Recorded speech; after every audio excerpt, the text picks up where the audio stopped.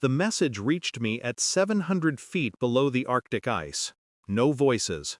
Just words glowing on the screen in the control room. Your son is in the ER. The mayor's son beat him to death. The police chief is escorting him to the airport. The water pressed around us like a tomb. My chest stayed still, but inside, something split open and bled cold. The captain summoned me to the con. His voice was sharp, but his eyes flickered when he saw my face. We've received a Priority 1 directive from the Pentagon. Surface. An F-35 is waiting for you on the ice. The submarine groaned as we rose through the frozen dark. My son's blood had already soaked through the words. On the flight home, I replayed every moment I hadn't been there.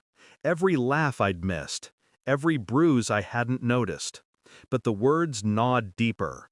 The mayor's son. Not just a beating, not just a death. A political shield wrapped around a murderer. A father's position protecting his child while mine lay broken. When I landed, I didn't go to the hospital first. I went home. My wife was waiting. Her eyes were red, but not from grief. From something else. Fear. I asked only once.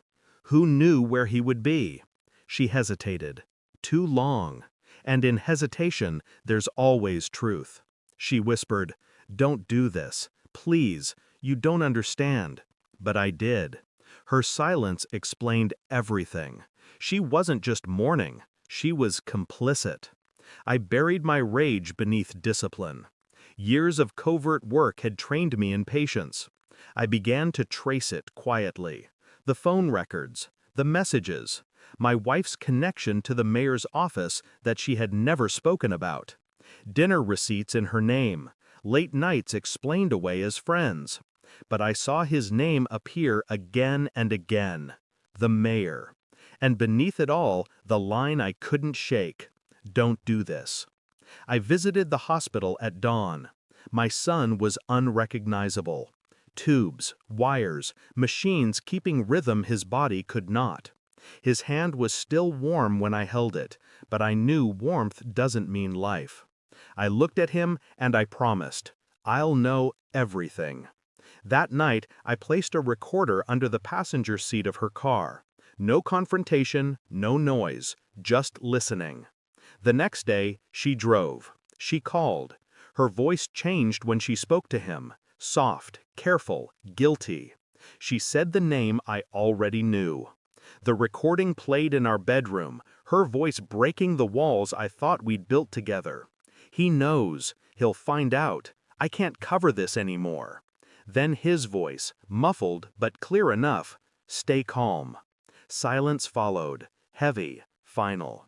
I stopped the recording. She entered the room minutes later, smiled faintly, as if routine could survive betrayal. But when she saw the device on the nightstand, her smile fractured. I said nothing. I didn't need to. Her hands shook. She whispered, "Please." I cut her off. "How long?" Her breath caught. Then the truth spilled, quiet but devastating. Years, meetings, promises. And the mayor's son, his son, my son's killer, protected not just by politics, but by blood. Not mine. The next evening, I invited them both to the house, the mayor and his son. My wife sat at the table, pale, eyes wide with dread. I placed the envelope down between us. Inside, the DNA results. Proof my boy wasn't mine. Proof of her affair. I slid it toward the mayor. He opened it, his face drained, lips tightening, eyes darting to his son. My wife wept into her hands. I stayed silent. Silence is heavier than shouting. It makes the guilty collapse under their own weight. The mayor stammered, tried to explain, but no explanation could reach me.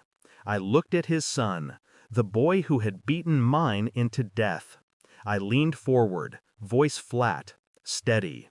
You killed your brother. His eyes widened, the truth crashing through him like ice water. And then I stood, leaving them there, broken in their own shame. My son died 2 days later. Machines fell silent. His hand grew cold in mine. I buried him alone. No wife at my side, no family to comfort. Just soil, stone, and silence. The mayor's family unraveled.